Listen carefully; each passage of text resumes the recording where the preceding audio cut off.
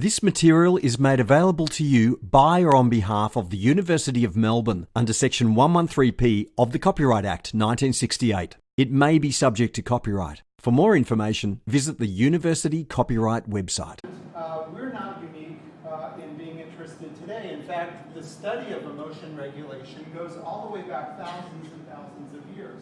Plato famously had a very vivid description in the Phaedrus where he talks about a charioteer with two steeds representing passions, spirited and more base passions. And he describes the struggle the charioteer has to try to navigate this chariot with these two steeds. And that's come to represent, over the past several thousand years in the Western tradition, this tension between reason on the one hand and passions, particularly when they're out of control, on the other. What's interesting for me about this is that despite these thousands of years of past interest, the scientific study of emotion regulation is actually quite recent. This is a plot that I just love to use. So anytime I can use it, I use it. Because look at this. This is beautiful. This is on the x-axis year, and on the y-axis number of publications in that year. Now this looks exactly like it's a cumulative plot, doesn't it? It looks like we're just adding years as we go. That's not what this is. That's what's so cool. This plot, year by year, says how many papers were published with the keyword emotion regulation versus, let's say, mental control, which is just a comparison term. And you can see that over the past 2 decades, there's been this explosive growth in emotion regulation. So papers on emotion regulation in the past couple of years, we're now to the point where there are literally tens of thousands of papers on emotion regulation each year. It's a lot to keep up with. And that's as compared to, let's say, other terms like this, which shows slight growth but not very much growth. Okay, so there's an interesting case where a number of us are very interested now in doing empirical work in a space that's actually quite an old space. The space has been around for quite some time. Now there's something that's great about this, lots of interest, and there's something that's not so great. Part of what's not so great is that people have very, very different ideas about what's meant by emotion regulation. And part of what I want to do in thinking about this growth, and I'm not the only one that thinks this is a steep curve. Others, like Kuhl, have mentioned the tremendous increase in research volume has rendered the study of emotion regulation one of the most vibrant areas in contemporary psychology. And notice that was back here. That was when this was the business. And look what's happened since. Okay, so the good news is lots of exciting empirical work in a tradition that's been around for a while. Bad news is there's some confusion and uncertainty about what we even mean. What do we mean by emotion regulation? And what I want to do to start off with is start with a very, very simple scheme that I found helpful in my work. So simple, it's almost laughable. And here's the way I'm thinking about it. I want to make a couple very simple points. First, when we're thinking about emotion regulation, it helps when you're thinking about how to regulate a system to know something about the system. Even the first couple things about, well, what are emotions and how are they generated? And so what I do is start with this laughably simple idea that emotions occur in particular situations when they're attended to. If you don't attend to the situation, you're not going to be on your path to an emotion. You then need to not only attend to the situation, but you need to evaluate or appraise it in particular ways. And that appraisal leads to a coordinated set of changes that we refer to in part as the emotions. So changes in how you feel, changes in what you look like perhaps on your face, changes in your peripheral physiology. And that response in turn can shape the situation that gave rise to it. So if something upsetting is happening, someone cuts you off as you're driving, you then attend to that. Think about this person who clearly doesn't know how to drive as well as you do, and who is getting in your way to boot. And you then might have a sense of rising anger, and you then might accelerate or swerve or in some other way try to change the situation, often perhaps in less than productive ways. So this then, first idea, very simple, is if you want to think about emotion regulation, let's first think about how emotions are generated. Why is that helpful? Well, if we take that same circle, we can then, this is now the second idea, We can then think about pressure points. If that's how you generate emotion, how might you regulate it? Well, you might try to fiddle with one or more of these points in the emotion generative process. And what we've done is made a very simple set of distinctions among situation selection, which in any of these given loops happens quite early. If I'm likely to encounter someone at work who might rub me the wrong way, I can anticipate that and try to avoid that person. That'll be an example of situation selection. Let's now say that I bumped into him. Oops. I now still can use situation modification. So I can try to move rather more quickly. Oops, I need to go. Whatever it is you need to do, that would be situation modification with a view to trying to change the emotions you're likely to have. If those don't work, I can also shift my attention. I'm stuck, trapped in an elevator with this person I'd rather not see. I can then mentally not be there. And most of us spend a good chunk of our lives, hopefully not you for the next 45 minutes, but I can't, probably this will happen. You're sort of like off counting tiles or doing something else. Okay, so that's attention deployment. Another possibility for emotion regulation is even after you've been in a situation, you've attended to it, you can still change the meaning of that situation.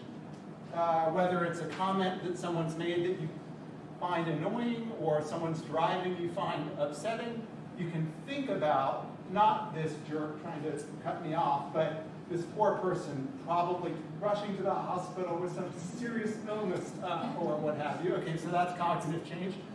Finally, response modulation.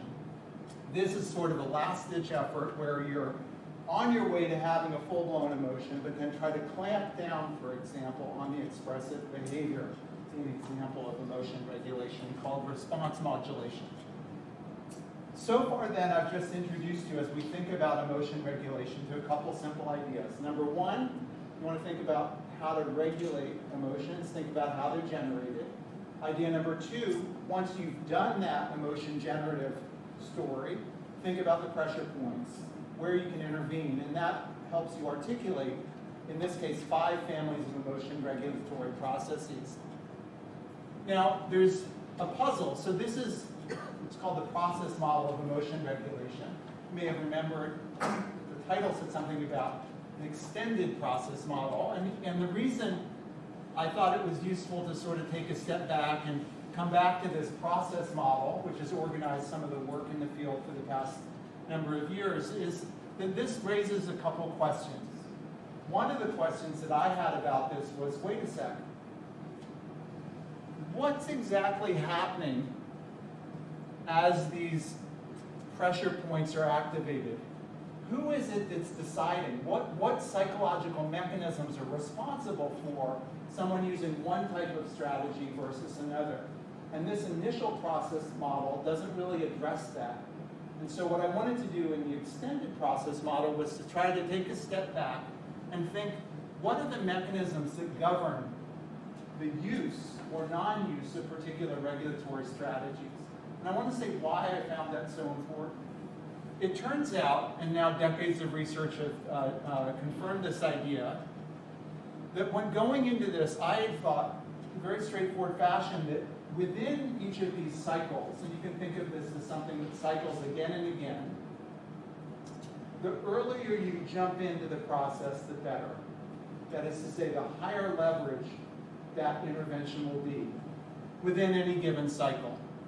And as this thing spirals through time, the earlier in that corkscrew you intervene, the better. So early in two senses, and we can come back to this later. And the thought that I had then was that earlier is better, and hundreds and hundreds of studies have now documented this basic idea, which is that when you go in and work on the situation, that often has more of an impact than if you wait all the way to the end for response modulation. And the reason I ended up being really curious about what was it that was governing the use of emotion regulation strategies was what I found to be a really interesting puzzle. Here's the puzzle. Let's assume that we now know, as we do, that decades of research has shown that earlier strategies tend to work better, on average, than later strategies. You might think, well, everyone should be using the stuff that works, right? And not the stuff that doesn't work. And here's the puzzle. It turns out that people are using all sorts of strategies. Even the ones that typically don't work very well, they make plenty of use of those. And the question is, if they're not working and people have experience day in, day out, and they find this doesn't work, oops, okay, tomorrow. This also doesn't work, oops, I'll keep doing this. What is going on? And this is clinically extremely important. Because if different strategies have different consequences, why aren't people learning? What is it that's going wrong? Where is the gap? And so for those reasons, I wanted to come back to this and to sort of think in a more general way about what is going on in this scenario where people are not using the strategies that are most effective. And so what I did was to think about emotions and their regulation as a special case of motivated processes. And I want to try to breathe some life into this, just using simple pictures as I have been so far. So what I wanted to do is to start with the idea that that little circle that I drew when I was thinking about emotions and their generation is really just a special case of a picture that illustrates all motivated behavior, which, and these are just point-to-point substitutions, there's some aspect of the world, in the previous picture as a situation, that I perceive, okay, or attend to, and I then value in a particular context, and that leads to action impulses which may affect the world. So this is just a generalization of that very simple cartoon about emotion generation to this more general case of thinking about all of motivated behavior. Now, why is it interesting to postulate, by just changing a couple letters, a motivation system? From my perspective, what we're calling a valuation system is helpful because it makes something clear that wasn't clear to me as I had been thinking about this process model. And here's what's clear. This is a way of representing a control systems or cybernetic perspective in shorthand, and I've just imposed that on the inside. But this outer circle is the same idea that's captured by the cybernetic or control systems perspective. For many of you, this will be very familiar. This is just the idea that there's some controlled variable or parameter that's sensed. Its value is then compared to a set point. You then do a comparison between where you are and where the set point is, or where you want to be. If there's a delta that's sufficiently large, that activates an effector, and that then modifies a controlled variable, and that's a loop.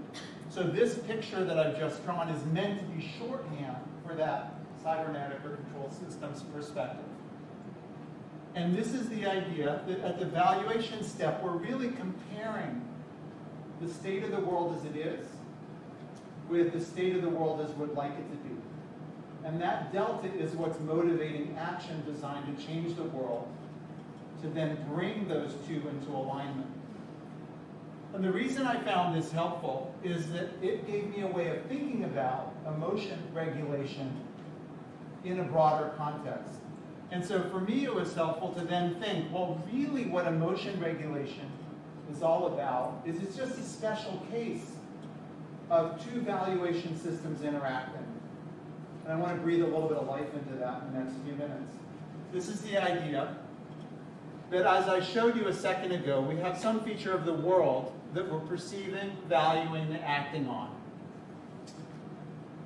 In the case of emotion regulation, what we have is a special feature of the world, namely a first-level valuation system that's instantiating emotion. So I have an emotion generated in just the ways I described a moment ago, that there's some feature of the world that I perceive and value and act on, and that then can give rise to these responses that we call emotions. So that's happening at this first level.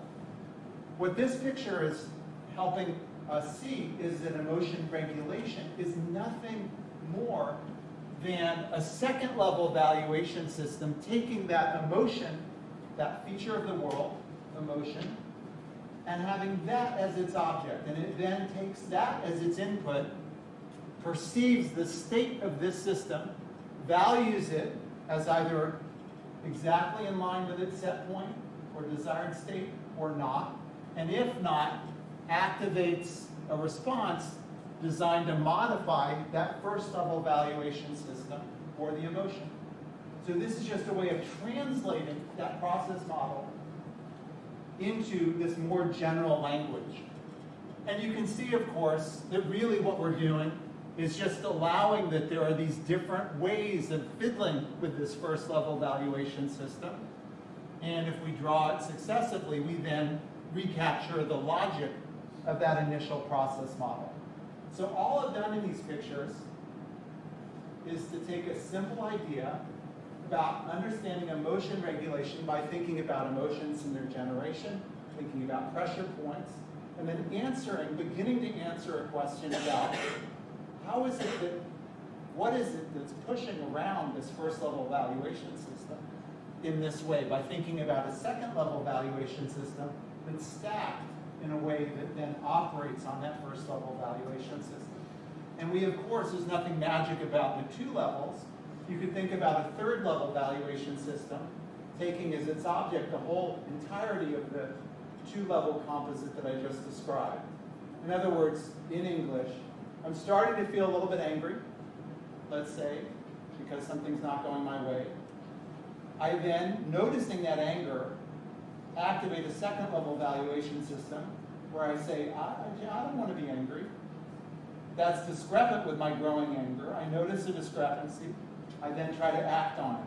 That's the two levels, the regulation valuation system and the first level valuation system of me starting to feel angry. I then can activate a third level valuation system when I say, here I go again, being over-controlled. I'm starting to feel anger. Now I'm regulating it. Now here I go. And I want to modify the regulation of the anger. Are we good? Okay, anyone not good? Because this is, okay, we're good. Okay, good. So, and then we can go fourth level, and then your brain starts to explode a little bit. All right, so then here's where we are together, I hope, that we can think of emotion regulation as just a special case of motivated behavior in which the thing that's being regulated is itself a motivated action. And this then allows us, I think, to set up some interesting questions that my research team and I have just been so excited to kind of think about. And I'm going to, because we don't have a lot of time, I'm going to assert something I'd love to think with you more about if you'd like.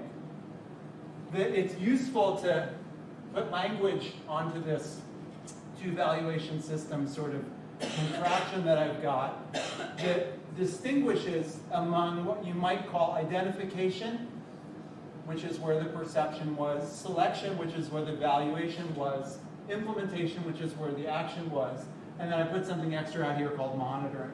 So this extended process model is just a generalization of the process model put in this more general valuation systems perspective and making this three or four stage set of distinctions. So let me just turn these into something that hopefully will be a little bit usable, and then hopefully we'll launch some conversation.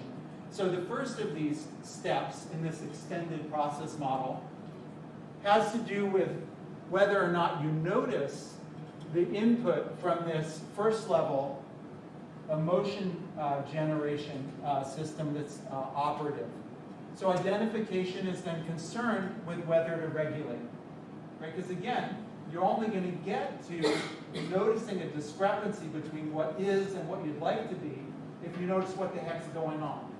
And if you're unable to notice what's going on emotionally, you're never going to get to the point where you'd regulate.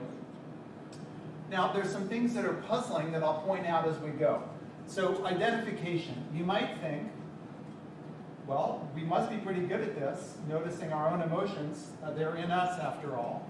But it turns out, and this is work led by Rob Suri from my group, that when you ask people, would you like, when seeing upsetting pictures, to just watch the picture or to reappraise or think differently so you feel better? in the abstract, people say, oh, I'd like to think better. I don't like to feel bad. I want to definitely think better. But then when you actually give them the chance again and again and again, and after watching a series of pictures, each time to choose, would you like to watch this nasty picture I'm about to show you, or do you want to think differently so you feel better? They're convinced thinking differently would make them feel better. They want to feel better. You sort of think basic logic 101. If they think doing something is in their interest, they're going to do it.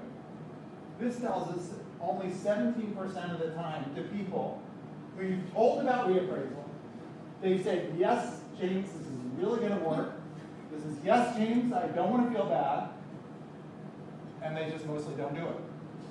Wow, that's super interesting. Okay, so we already see that part of that puzzle that I shared with you a second ago about, wait a sec, why are people doing the wrong thing to regulate and not doing the right thing, comes as early as this identification stage. They are simply not identifying, even with big cues saying, this is a moment when you could rethink. Do you want to rethink? They're like, no. Okay, so there's a problem already. Selection, let's talk about selection. So this is after you identify that there is something going on and make the determination that you'd like to regulate. You then have this next issue, which is which of the strategies that are possible do I want to sort of activate? And here, there's lots of, I think, really interesting work. I'll share one piece of work concerning selection. And again, this has to do with what strategy should you use? Now that you've just decided, if you've decided to regulate, what strategy should you use? This is work from Gal Sheps, who's a postdoc in my group. And we've shown that under conditions where there is fairly low intensity stimulation, as depicted by the left picture, people, when given the choice between two types of strategies, one, an attention deployment strategy called distraction, another, a cognitive change strategy called reappraisal, people preferentially pick reappraisal. So they like to kind of work with the meaning of the situation to change how they feel. But under conditions of higher emotional intensity, as shown, for example, by the picture on the right, this flips, this preference flips so that people preferentially use distraction and not reappraisal at this selection step. So there's some rules governing how people are making their decisions once they do decide to regulate. Now, I'm hoping we can come back to this in a few minutes, but this is, I think, really interesting to think what's going on here. What is it about intensity that's driving this choice pattern? And there are a couple ideas, but one of the things we've started to think is that it may not actually be intensity after all. Intensity may be a proxy for something we're calling affordances. In other words, when you're in an environment, there are some things that are easier to do with objects around you than others. This is easy to pick up. Doors are easy to open. This is not so easy to pick up. Okay, so they're just affordances, things that are easier to do in a particular environment. And our newer thought in the past couple of years is that this intensity is really just a correlate of affordance differences.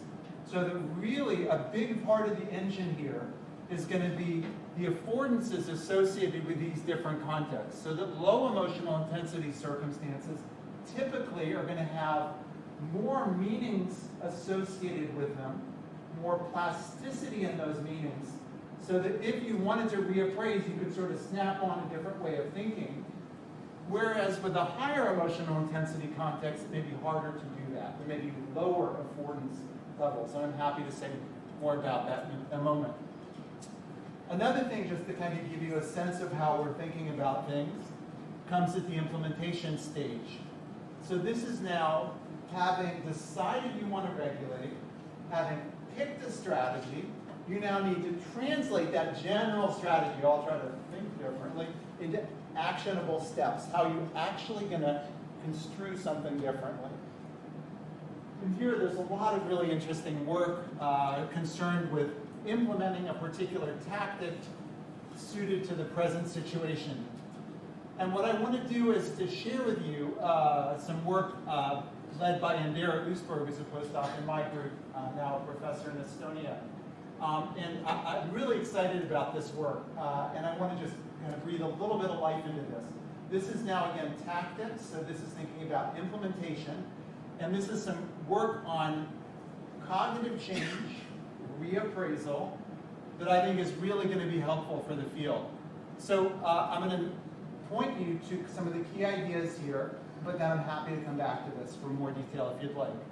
So in Andera's conception, the way that emotions get generated by appraisals is that you have this comparison process that I mentioned in this extended process model. So you have some goal setting, that is to say some way that you want the world to be, and you have a construal, that is to say some representation of how the world actually is. And it's that comparison between the goal set and construal that leads to what you might call an appraisal outcome. Now, appraisals or evaluations are highly complex in terms of their dimensionality, but we're arguing that you can kind of do some dimensionality reduction to think about 2 or 3 more basic dimensions. And it's this comparison of the way the world is versus how you want it to be. It is producing this appraisal and hence the emotional response. And Andera further wants to argue that the way that goals and construals are generated have something to do with our knowledge as it's activated by a particular situation. Emotion regulation, he argues, then can actually fiddle either with the goal set, which he calls repurposing. So if you can change the goal that's actually relevant in this situation. I thought I was just about getting to work on time, but now actually since this jerk has cut me off, I'm going to have more time to do something else. That's repurposing. Reconstrual has to do with changing your construal of what is. So what this map opens up is the idea that reappraisal, which we all have known is this kind of complex family of processes, may be usefully analyzed by thinking about 2 different targets. Representations of what you want the world to be and representations of what the world actually is. And what this change in either one or both of these does is actually yields a different appraisal outcome. And you can then think about an appraisal change vector as a way of translating the point that you would have been to where you actually end up given your reappraisal processes. So this begins just for one family of processes, reappraisal, to think about how you translate a general strategy into a tactic. And more work needs to be done for each of these different families. All right, let me walk through a couple other things, point to a couple questions, and open it up. The 4th of these stages is monitoring. And monitoring is, of course, not really a stage, so I don't really know what to do with it, but it basically has to do with looping through this cycle again and again and again, tuning or adjusting things as needed. So monitoring is concerned with maintaining or adjusting, stopping regulation over time. One of the studies that I really like in this space has to do with a study we did with very anxious, socially anxious individuals. And we randomly assigned them to receive cognitive behavioral therapy or wait on a wait list and then have cognitive behavioral therapy.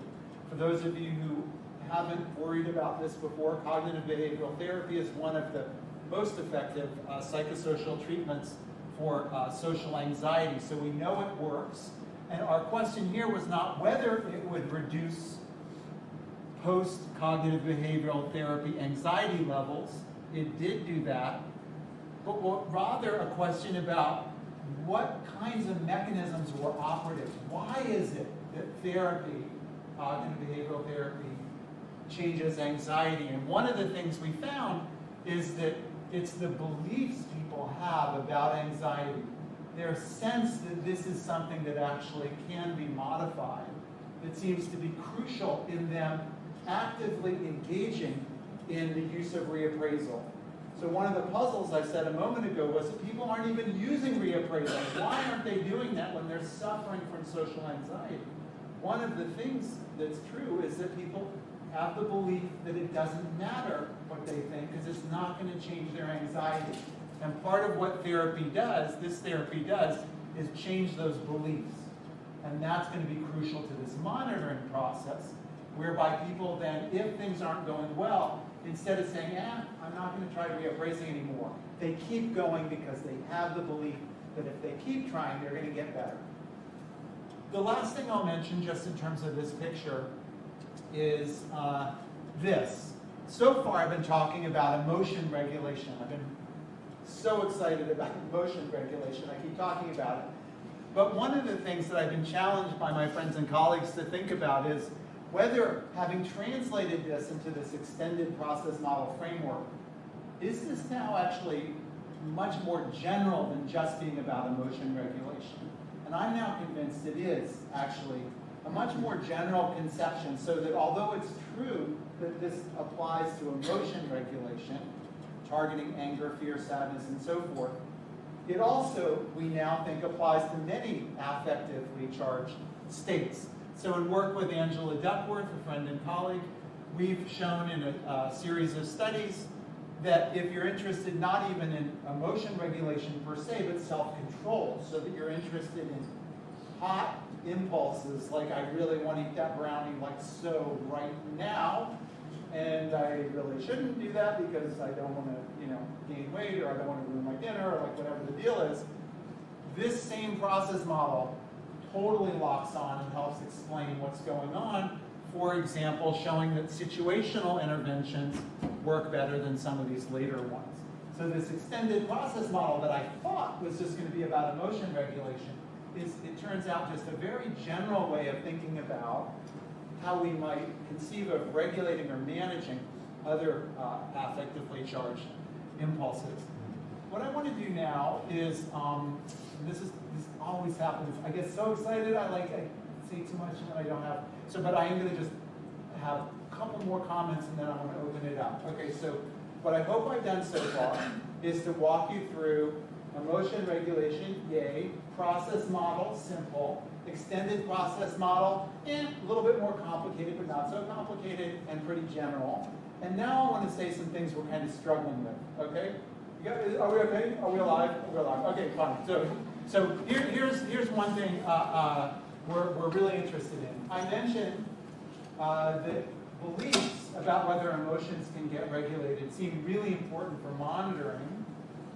But with Brett Ford, I've been challenged to think much more generally about the role of beliefs, not just in monitoring, but in all of these stages of the extended process model. And what Brett and I have tried to do is to think hard about the kinds of beliefs that seem really important, particularly for emotion regulation. And what we've gotten interested in, and please don't strain yourself reading all this text, I'm just trying to give you a feel for this, is this middle column. People differ in their beliefs about whether emotions are good or bad. You say, really? Yeah, some people really think emotions are just sort of generally sucky, and others think that they're generally really good, and others are sort of spread in between. And it turns out those beliefs really matter for whether we identify, how we select, how we implement, and then how we monitor. Another dimension of belief is whether emotions are controllable or uncontrollable. And that turns out doesn't get totally predicted by this second column. So that you can think emotions are good or bad, but then you can also vary in whether you think those emotions that are either good or bad are controllable or not controllable. And that belief really also matters in terms of shaping how you move through this process. And some beliefs, like that emotions can be good but sometimes aren't, and that they're pretty controllable, really optimize performance as you move through this regulatory cycle. And why are we interested in this? Well, it turns out there are some things that are really difficult to change. But there are other things that are a little bit easier to change. For example, if I told you temperament totally determines your emotion regulation, this would be a bit of a bummer from the point of view of interventions. Why? Because it's really hard to change temperament. But if I told you, hey, good news, beliefs really matter. Why is that good news? It actually is, it's not trivial, but it's not impossible to change people's beliefs in this kind of domain. So this is kind of good news from an intervention point of view. Here's another thing that we're sort of wrestling with. Emotion regulation and sleep. And this is like ironic that it's like, what o'clock? It's 4:43, and I'm telling you, like, sleep is relevant to emotion. And you're like, oh, please, I know this. Okay, but here we go. So poor sleep, it turns out, increases emotional reactivity. This is not our work. We know this. What we're interested in now is a different kind of antecedent from a belief, a more biological or bodily antecedent of how people regulate, and that's their sleep. And again, those of you who have small children, or even older children, I have older children and still lose sleep about them. Okay, whatever it is, kids are a great way to lose sleep. It makes it harder to regulate emotions. And so what my lab is doing right now, in principle, even though I'm not physically there, is we're launching this really big study where we're trying to understand the bidirectional links between affect, sleep, and affect regulation. So we're interested in this very simple idea that if today I'm really upset about something, I then may not sleep as well because I was just so upset that I can't get to sleep. And what does my not sleeping well tonight mean? Oops, I don't do as well the next day, so I'm more upset. And do you see this leads into the trash can? Can you see that? Okay, great. All right, so we're really interested in that and how to break that by using affect regulation. And so we have this idea, poor sleep, again, greater reactivity. We're going down to the basement of despair. Okay, you see what I'm doing? More upsetting events, worse sleep, greater reactivity, less effective regulation, etc., all the way down to the basement. But we can turn this around. And this is, as a clinical psychologist, how I get really excited. Whoops, we can also climb up into the light. Yay, more effective regulation, fewer upsetting events, better sleep, less reactivity, more effective, better and better. Yay, okay, all the way on up. Okay, so this, in principle, is what we're doing in my lab, really chasing this particular problem. So I think, again, the thing that I'm trying to bring to life a little bit is that this kind of scheme, very simple scheme for thinking about regulation, just leads us to ask a bunch of questions that I think are really interesting. So one of the other things that I want to point to, and then I'll open it up, is this. So far, I've made a simplifying assumption, about 1 billion of them, but anyway, one of them is that this first level process, James's emotions, is in the same person as the second level valuation, James trying to regulate James's emotions. And one of the things that we're really interested in, have been for a while, is the idea that these two things don't have to be in the same person. And in fact, speaking of parents, they're often not in the same person. And so what is it that happens when the to-be-regulated valuation system is in one person, say a kid, and the regulation system is in somebody else? Okay, how do we think about that? And Kevin Oxner, who worked with me and now is a professor at Columbia, nicely laid out, I think, this idea, which takes this extended process model and says, look, in the target, you can have these emotion generative things, and then in the regulator, that can be somebody else. It's a parent for a kid, or a romantic partner to another romantic partner, like whatever, a friend to a friend, and you can separate these things out, and then think about ways in which you can actively modify that emotion that's being generated in that other person. And this is what we call extrinsic emotion regulation. And again, it's just a simple way of extrapolating from this basic extended process model, now taking the to or n person case. Okay, so I think with that, I'm literally going to, yes, am I out of my slides? Good for me, I'm out of slides. This is just to remind me to thank the wonderful team I have at Stanford. Thank you for your attention. And look at all this time. I've left 15, did I? Yeah. 15 minutes, and if you need to leave, totally do. So with that, I'll stop. Wasn't that nice for me to give anticipatory permission to somebody who's clearly booking out? out of here. I'll stop and I'll open it up for questions. Thank you very much. Okay, so questions, comments, allergic reactions, things that totally didn't make any sense. Let's just open it up. Anybody? And otherwise, I'm going to start presenting more studies. So please, yes, please. It seems to me that emotions are signals rather than anything else. Yep. And the way in which you describe the whole thing, in fact, they are just working as signals. They're telling you something is wrong and you need to do something about it, or they're telling you that something's right and you need to do more of it. Would you like to comment on their role as signals rather than being the things that you need to regulate yourself? They're the sign of whether you're doing well or not. Yeah, okay, good. So let me chip away at this. So the comment, just to make sure that everyone heard, was, wait a sec, I keep talking about these things as things that need to be regulated themselves, but aren't they signals of whether something else is working? So it's a little bit like we're driving down the freeway, we see the gas gauge is going lower and lower, and then we start busily pulling the gas gauge up. So what the heck are you pulling the gas gauge up? You're starting to run out of gas, dummy? I mean, you didn't say that, but yeah, the dummy part. But okay, so it's a little bit like, why are we fiddling with the signals when it's actually the underlying state that's interesting?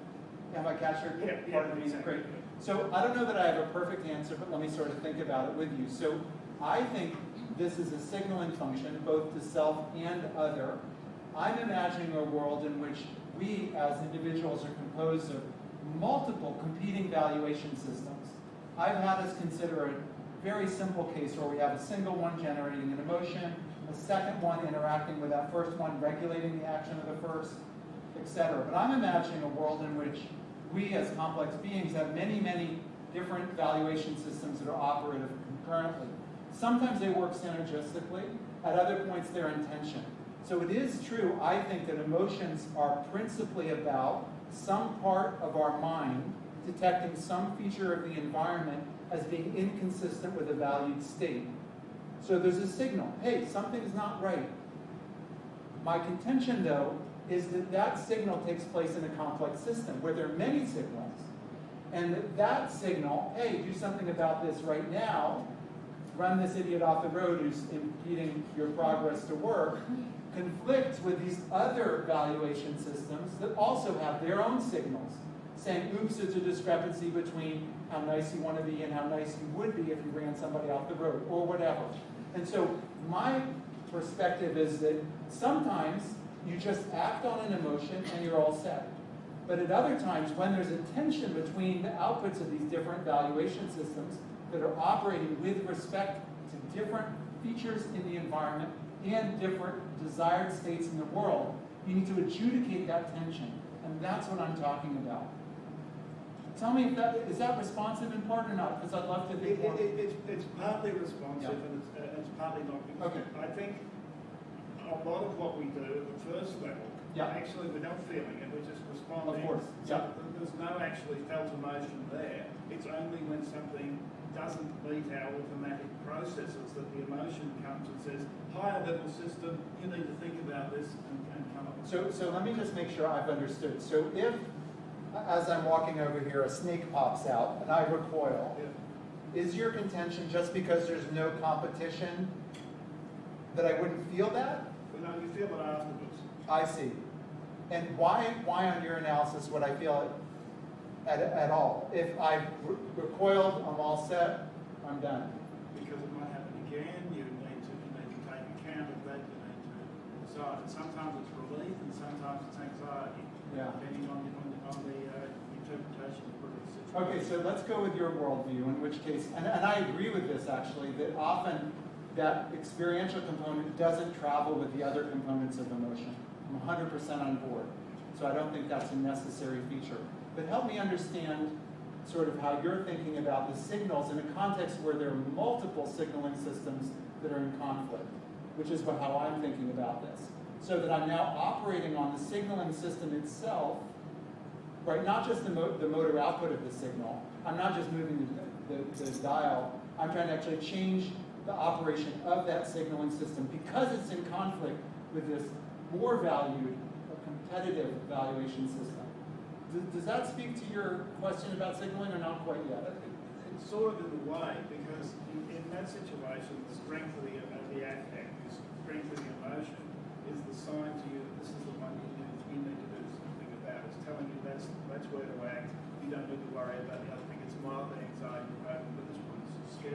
more important.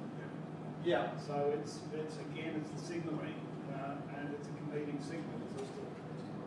But again, so I think I'm in agreement that there's a signal, but I worry a little bit about a signal to whom, right? So one of the things we're fighting with a system like this, moving from the process model to the extended process model, is there homunculus parked here that is getting signaled to intrapsychically? And I think we're clearly not wanting to invoke a homunculus. We're wanting to imagine competition among a field of valuation systems that then compete via mutual inhibition so that one dominates, the more important dominates. And I'm fine to have that described in terms of the stronger affective signal perhaps winning. Although it is a dynamic unfolding of these competing signals, and so you have this erratic course. But I really appreciate your perspective on the kind of signaling aspect. And one of the things that I think is super important to emphasize, which I did a little bit at the beginning, is that when I talk about emotion regulation, sometimes, and I don't think this is the case for you, but sometimes people hear that as all emotions need to be inhibited. And of course, clearly I'm not saying that. I think there's a signaling function. There's a function whereby emotions should play themselves out in many, many circumstances. And my starting point is when that's not going well, for some reason, because environmental circumstances have changed, contingencies are different, perceptions are different, what happens? And that's I think, the thing that I've been so interested in. Let me see, anyone else? Yes, please. I have a question about the identification phase. Yeah, please. So here it's described largely as a question of whether to regulate, but there are multiple other decisions you might make in setting that goal, right? So in which direction to regulate, how intensely to regulate, whether to switch to a different type of emotion. How does that decision process happen? Yeah, so I think I've taken a special case, a simple case, which is just sort of like, should I at this point regulate? But notice what's happening at that stage. I'm representing what's happening, and I'm invoking relevant goals. And so it's like every other one of these steps, it's going to be a question about adjudicating the difference between the representation of what is and what could be. So dependent on what the goal is, it could be to not feel emotion, it could be not to feel this particular emotion. I'm going to need different input. So I completely agree with you. What I've said is a simplification or a special case in this larger family of things that need to get handled at that early stage. What's happening? Is it even an emotion? One of the things that I find really fantastically interesting is the capacity for a system to not even be sure whether it's an emotional state or not, right? And when we think about that representation, is this even an emotion?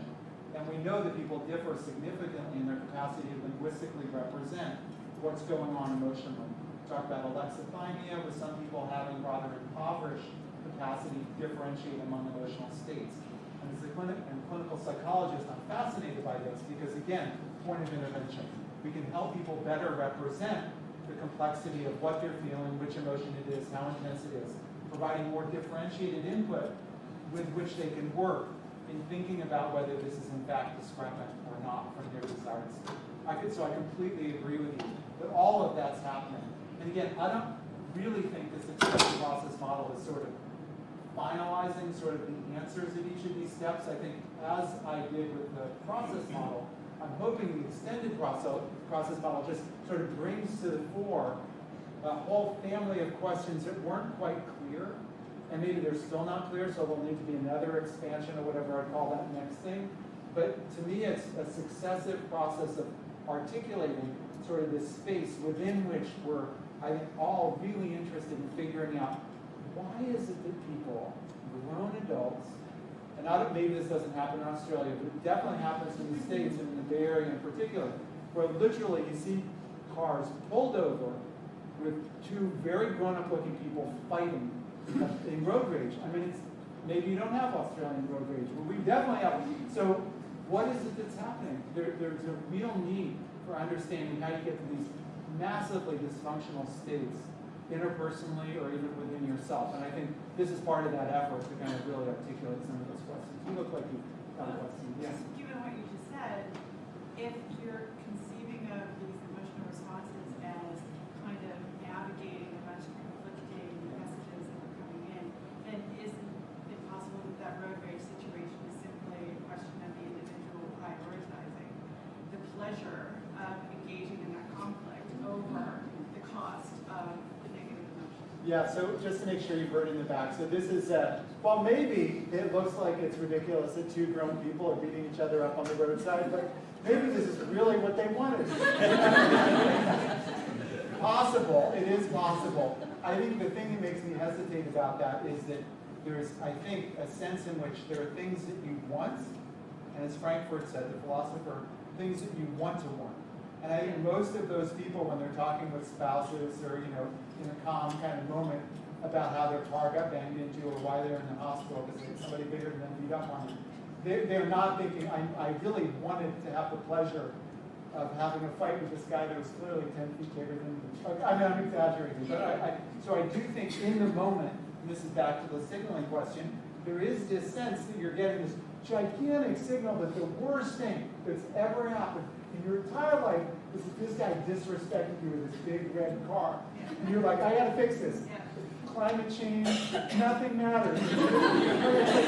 So in that moment, I think you get, you know, the sense of, emotions really have what Frieda called control precedence. They take over.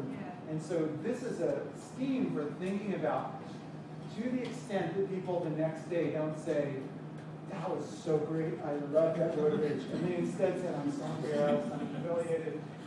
To that extent, I'm interested in figuring out how can we tinker with the process or have the person tinker with the process so they don't end up hospitalized, you know, et cetera, et cetera. Yeah, you're going to follow up. Yeah, I just wonder if then, is it a failure of the regulatory, I guess it is by definition because trust is embedded in the process, but it seems like it's a failure then at the attention stage, like you're just not recognizing it at the moment as something to be regulated. Yeah, so is it regulation that's failing or is it keying into human regulation? So but I've cheated a little bit, as you just noticed, because I'm now mushing a lot of stuff into this extended process model.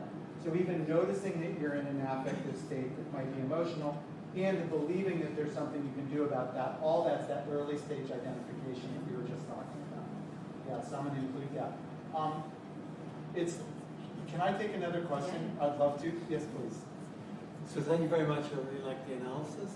So my question is about how you see automaticity versus conscious monitoring, conscious direction in both the primary and the secondary cycles that you mentioned.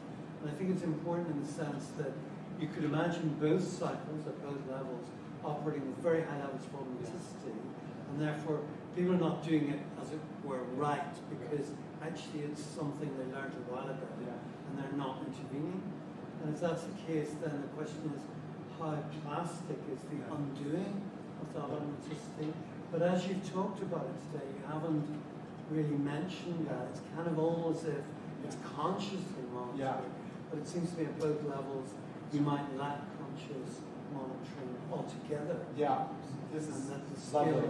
Lovely question. Yeah. So let me just make sure that everyone in the back heard that. So this is the idea. This is the sort of nice way of saying, James, you dunderhead, you totally forgot about implicit regulatory processes. You didn't say that, but a little bit. Yeah. That sort of, and I totally agree. That's such a nice way to put it, because I have not meant to say that this has to be all explicit and so forth, and you, I think, acknowledge that. So I think both at the level of the emotion, and we were talking a second ago about that, signaling, and I do think, as you were nicely saying, that sometimes when emotions are playing out automatically, they may not have all the features, perhaps experience, that they otherwise would if they were playing out in a more effortful or deliberate fashion. But I think that whatever the differences are, you can't have automaticity both at the generation stage and at the regulation stage. I think what's interesting, and this is more speculative, is that in that big circle, and again, imagine, because I showed them to you 4 billion times, you sort of have in mind first level evaluation system, and then the second one taking that as its object.